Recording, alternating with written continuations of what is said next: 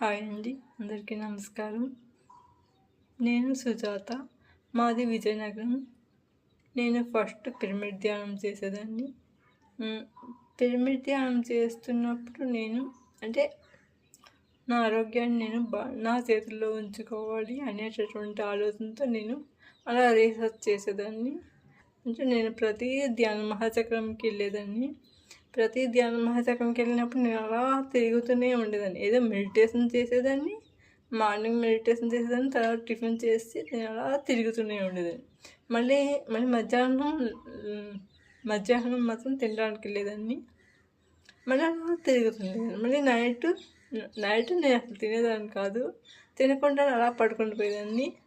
ఇంకా touch screen mobile కొనుక్కున్న తర్వాత అసలు నాకైతే ఫస్ట్లో ఈ ఫోన్ కూడా ఉండేది కాదండి. ఈ ఫోన్ కొనుక్కున్న తర్వాత నేను ఈ ఫోన్లో ఎక్కువగా పత్రిజీ స్పీచెస్ అవి వినేదాన్ని. ఈ ఫోన్ కొనుక్కున్న తర్వాత మంత్రి సత్యనారాయణ ఆరోగ్య సూత్రాలు కూడా వినేదాన్ని. తర్వాత ఇంకా సన్ గేజింగ్ కూడా చేసేదాన్ని నేను. అంటే మనకి రియల్గా కనిపించే దేవుడు అంటే సన్ అండ్ మూన్ అవి రెండే కదా. అందుకని నేను ఎక్కువగా వాటికే ఇంపార్టెన్స్ ఇచ్చేదాన్ని. అంటే అవి రెండే భగవంతుడు అనేదాన్ని నేను నమ్మేదాన్ని.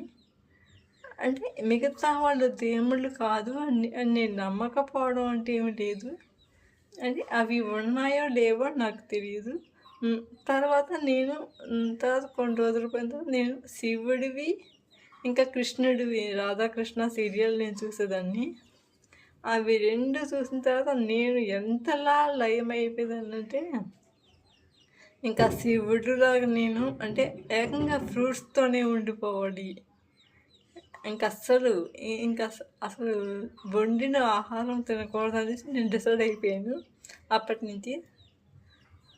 అంటే నేను వండిన ఫుడ్ తినకూడదని కాదు, ఏదో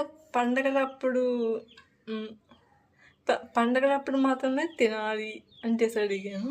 మిగతా అప్పుడు మాత్రం నేను ఈ ఫ్రూట్స్తోని ఈ జ్యూసులతోని అన్నిటితో ఉండిపోవడం నేను డిసైడ్ అయ్యాను. సడన్గా ఈసారి పరిచయం అవ్వడం, ఈసారి నాకు ఈ నిరాహార సంయమ గురించి చెప్పడం, అంటే నిరాహార సంయమ నాకు చెప్పడం, తర్వాత నేను ఎల్తూ చేశానండి. కానీ నాకు ఎల్వాన్ చేసినప్పుడు నా ఫేస్ నేను 7 days చేసిన తర్వాత నాకు నా ఫేస్లో ఎంత గ్లో వచ్చిందంటే ఫేస్లో చాలా చాలా గ్లో వచ్చిందండి. అప్పుడు మా ఇంట్లో వాళ్ళందరూ చూసి అబ్బా నీ ముఖం ఎంత గ్లో వచ్చిందో అని అన్నారు. కానీ మళ్ళీ తర్వాత ఎల్వాన్ అయిన తర్వాత మళ్ళీ ఇంకా చేస్తా అంటే వద్దనేసారు. అంటే నువ్వు ఇంకా చేయకూడదు, ఆల్రెడీ నువ్వు సన్నగా ఉన్నావు కదా అని అన్నారు. అయినా నేను వినకుండా చాలా నెలల తర్వాత నేను L2 కూడా చేశానండి. L2 చేసిన తర్వాత నేను మైండ్ సెట్ని మార్చుకున్నాను.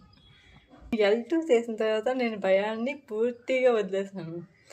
ఇంకా చెప్పాలంటే ఈ ప్రాణ సంయమ అంటే నేనైతే ఏదో అంటే శ్వాస అంటే ఉచ్ఛ్వాస నిశ్వాస అనేసి అనుకునేదాన్ని ఇన్ని సంవత్సరాలను. ఈ మెడిటేషన్లోకి వచ్చిన తర్వాత నేను అంటే దాన్ని అబ్జర్వ్ చేయడం అంటే ఉచ్ఛ్వాస నిశ్వాసను అబ్జర్వ్ చేయడం అనేసి అనుకునేదాన్ని. ఈ చైతన్య గారు మాత్రం శ్వాసలో రకాలు, శ్వాసలో భేదాలు, ఆ శ్వాసలో తేడాలు, ఆ శ్వాసలో రకాలు, శ్వాస అంటే ఏమిటి, ఆ శ్వాసను పట్టుకుంటే మనం ఎలా ఎదుగుతాము అని చైతన్య గారు చెప్పిన తర్వాత నాకు అర్థమైంది. ఇదంటే శ్వాస అంటే ఏమిటి, శ్వాసలో ఎన్ని రకాలు అనేసి వినగానే నేను అంటే దీని గురించి తెలుసుకోవాలి అని నేను అంటే చాలా ఆరాటంతో ఉండేదాన్ని. కానీ ఈ క్లాస్ విన్న తర్వాత నాకు తెలిసింది ఏంటంటే అబ్బా ఇంత సబ్జెక్ట్ ఉందా అని తెలిసింది. నాకు ఈ శ్వాస గురించి ఇంత సబ్జెక్ట్ ఉందా అని తెలిసింది. ఈ శ్వాస గురించి ఎంత సబ్జెక్ట్ ఉందా అని నేను తెలుసుకున్నాను. కానీ అంటే ఈ శ్వాస గురించి సారు సెషన్ చెప్పిన తర్వాత అది విన్న తర్వాత నాకు అర్థమైంది. అంటే ఉచ్ఛ్వాసకి, నిశ్వాసకి మధ్యలో 3 శ్వాసలు ఉంటాయి. ఆ 3 శ్వాసల్ని మనం అబ్జర్వ్ చేయాలి. ఆ గ్యాప్‌ని అబ్జర్వ్ చేయాలి. కానీ నేనైతే ఇన్ని సంవత్సరాలు అనుకునేదాన్ని ఏదో శ్వాస అంటే ఏదో శ్వాస వస్తుంది, పోతుంది. దానివల్ల మనం జీవిస్తున్నాము అని అనుకునేదాన్ని. కానీ ఈ శ్వాస గురించి ఇంత సబ్జెక్ట్ ఉందని నాకు అసలు ఈ ప్రాణ సంయమ సెషన్ విన్నంత వరకు నాకు తెలియదు. విన్న తర్వాత తెలిసింది. Thank you sir, thank you. చాలా బాగుంది సార్. ఇంకా తర్వాత మనం మొక్క గురించి ఎక్స్పెరిమెంట్ చేసాం కదా, అప్పుడు మనం అంటే ఆలోచనల ద్వారా మన థాట్స్ అంటే మనం మనం మన మన సంకల్పాలు ఎలా పెట్టాలి అని నాకు తెలిసింది. మనం ఇంకొకరితో కమ్యూనికేషన్ ఎలా చేయాలి,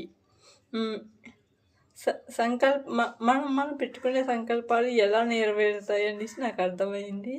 ఓకే సార్, థ్యాంక్ యూ. నాకు ఈ అవకాశం ఇచ్చినందుకు థ్యాంక్ యూ వెరీ మచ్.